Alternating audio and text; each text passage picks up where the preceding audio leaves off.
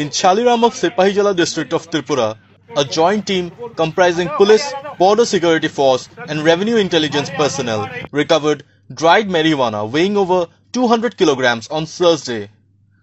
Astonishingly, the narcotics were recovered from drums buried underneath the ground in villagers' backyards. এখানে আমাদের গোপন সূত্রের মাধ্যমে আমাদের কাছে ইনফরমেশন ছিল এই তক্সাপাড়ার ভেতরে রংমালার এরিয়াটাতে কিছু মানে ড্রাই গাঁজা স্টোর করা আছে। অ্যাকর্ডিংলি পুলিশ, বিএসএফ এবং ডিআরআই যৌথ অভিযান এটা করা হয়েছে আজকে সকালবেলা সকাল 6টা থেকে। অভিযানের মধ্যে আমাদের বিশ্রামগঞ্জের ওসি আছেন, এসডিপিও আছেন, বিএসএফের জওয়ানরা আছেন, বিএসএফের অফিসার্সরাও আছেন এবং ডিআরআইয়ের অফিসার যারা আগরতলা থেকে এসেছেন। কত কেজি গাঁজা আনুমানিক ধরুন 200 কেজির থেকে বেশি হবে, এখনো পুরোপুরি মেজার হয়নি। আমরা এখান থেকে উদ্ধার করেছি। এখন লিগ্যাল অ্যাকশন যা নেওয়ার সেটা আইন অনুযায়ী নেওয়া হবে, লিগ্যাল অ্যাকশন নেওয়া হবে। বাজার মূল্য কত হবে স্যার আনুমানিক?